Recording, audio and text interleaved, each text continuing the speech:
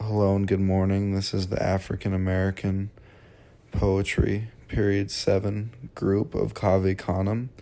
We will be doing our presentation on Cave Canem and the poets F. Douglas Brown, which will be done by me, Braden Zermino, as well as Connor McDowell doing the poet Ross Gay.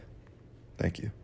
So I'm looking at the main fundamental basics of Cave Canem. For starters, it was originated in 1996, which makes it a very new organization of people and writers and poets. Just to give you a good example, the Harlem Renaissance was started in the 1920s, so over 100 years ago, so it's a very new organization.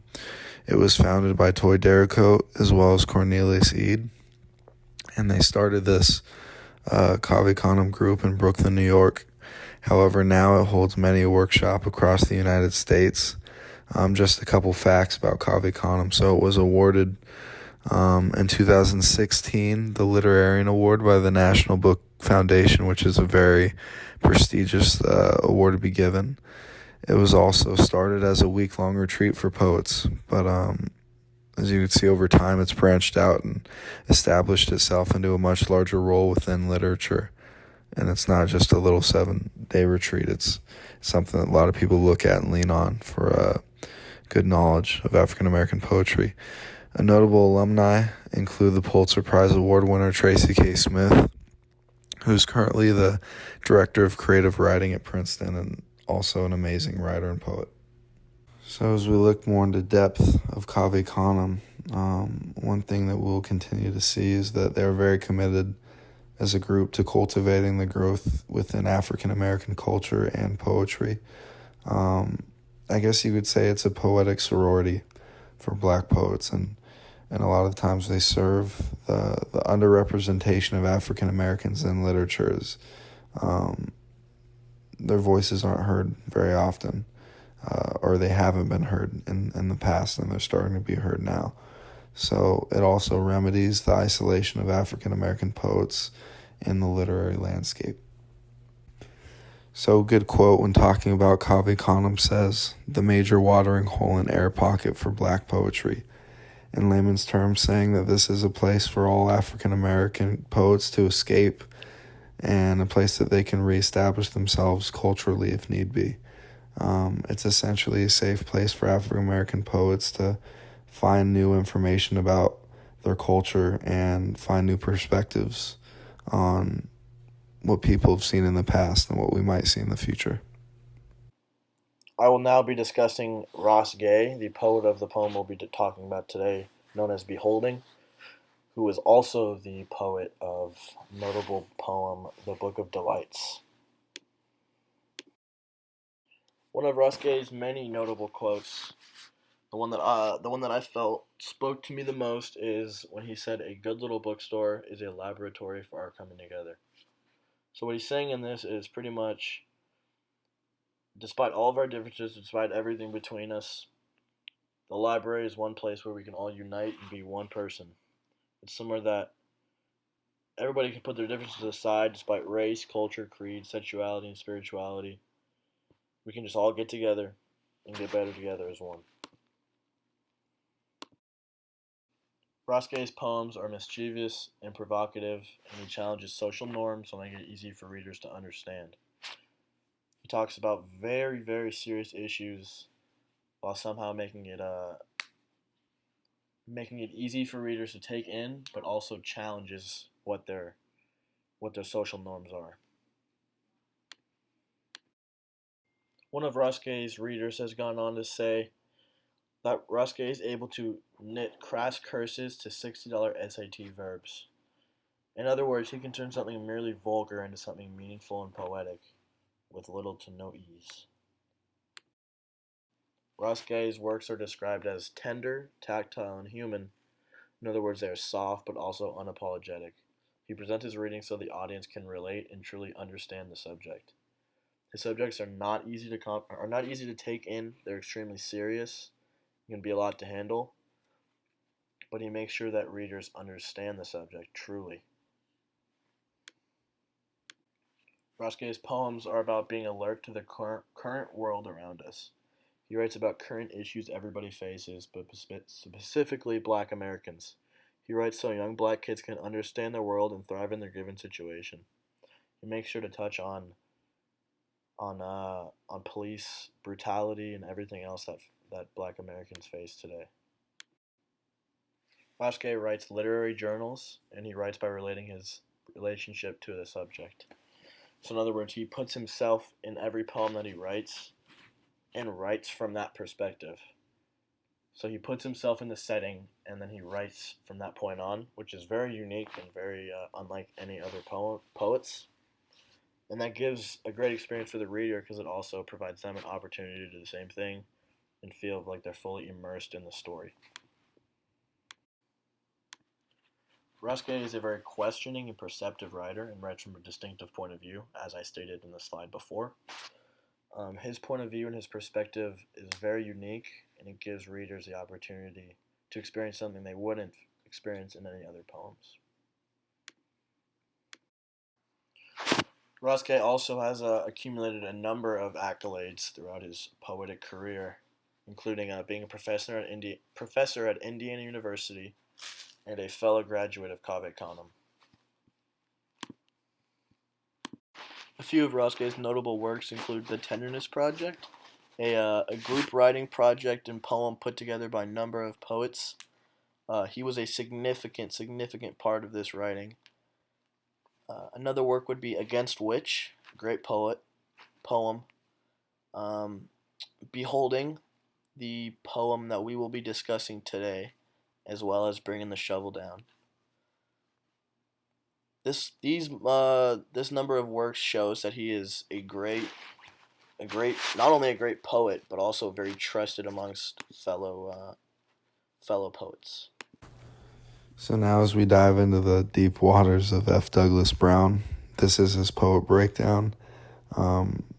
He's both Connor and my favorite poet for a large number of reasons, many being personal, just seeing the type of person he is around his students and ways that he carries himself and has shown us the ways of African American poetry. Let's get into it. So for starters, as we look at a quote by F. Douglas Brown that says, "I've learned so many times in my life that nobody is beyond reproach." This is a favorite quote of Connor and mine as we looked at a couple of his quotes, as we basically just thought that as he has gone through life and he's seen his different things and gone through struggles, there's always been a main theme that no matter who you meet, whether they be rich or poor, living in a gigantic castle or living under a bridge, that nobody is too good or not good enough to take criticism. And I think at the end of the day, that just always comes back to a big theme of African American poetry and just equality. Everybody is equal no matter what, whether social status is high or low. And that's a very important quote to us. So in looking at F. Douglas Brown's work, one thing that could be said is he writes in terms of chapbooks, which are short poems that are finished in less than about 20 to 40 pages. In his case, they are 40 pages long. That is something that is seen in some poetry, and it's something that kind of defines his work. So as we continue to look at the amazing writings of F. Douglas Brown, we see that he will usually write in a very tense and empowering tone, and also with extremely powerful subjects at hand. He tends to write from the eyes of the oppressed and will usually show their breakthrough throughout the story from beginning to end, a lesson that they may have learned. He also writes about many social issues that include racism and homophobia. A great example of this is seen in his poem, How to Tell My Dad That I Kissed a Man, which is basically going through the inner struggles of a man named Lamar that goes by the name of Mahogany at Night, where he plays a drag queen.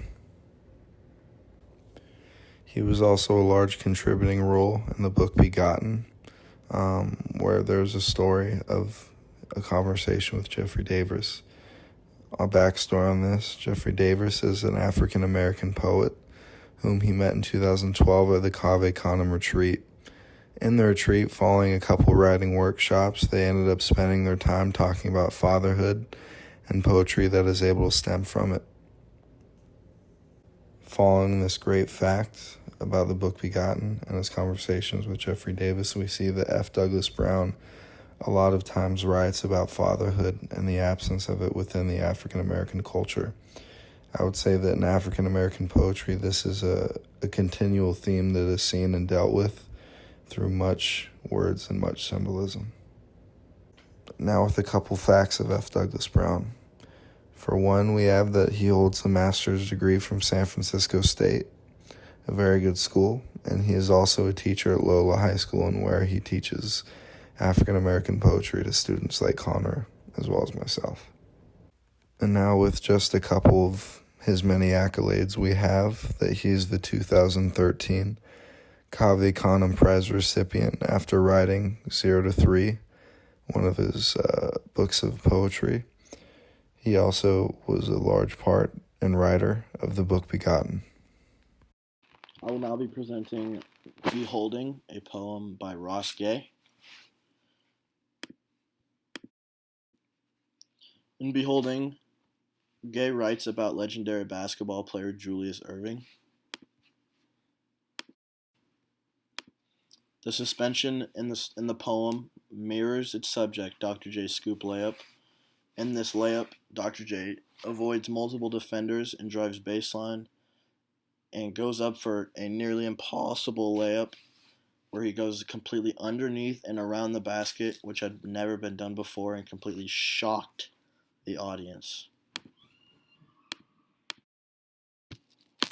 In the story Beholding, Ross Gay uses lyrical meditation and compares Irving's ability to the Middle Passage, a slave route that was used in Africa when the slave trade was beginning.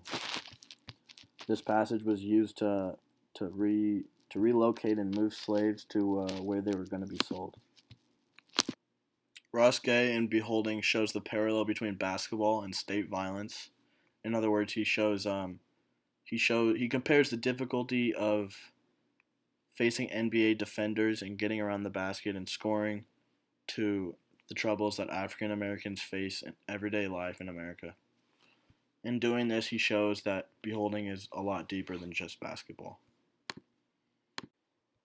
In Beholding, Ross Gay connects Irving reaching for the basket to African Americans reaching for one another. He tells that through the racial problems in America that African Americans face, that in one another they can find solitude and they can find happiness. In closing, we have our Zuhitsu that is based on the theme of fear. It says, the feeling received in your chest when it doesn't feel right. Empowerment, forceful, secure, willing, yearning. By writing poetry to have words captured indefinitely. The Boyd kicked me out of the butts up game because I didn't have a tennis ball of my own. I felt alone and secluded from my friends. I do not live in fear, but now embrace the scary things of life that are thrown upon me. That is the reading of our Zuhitsu, and on the right of that, we have the clear definition of fear on the bottom right, in black, white, and gray. And above that, there's a video of Eric Thomas, who is a very famous inspirational speaker. He's basically going through fear and what it means to him. He says in the video how many people deal with fear in a very negative way and how they don't use it to their advantage and how they let fear control them. And fear is their decision maker. However, in contrast, he also talks about fear and using it in a positive light and using it as a way to push you and drive you through goals that make you a better person. That is our presentation. Thank you.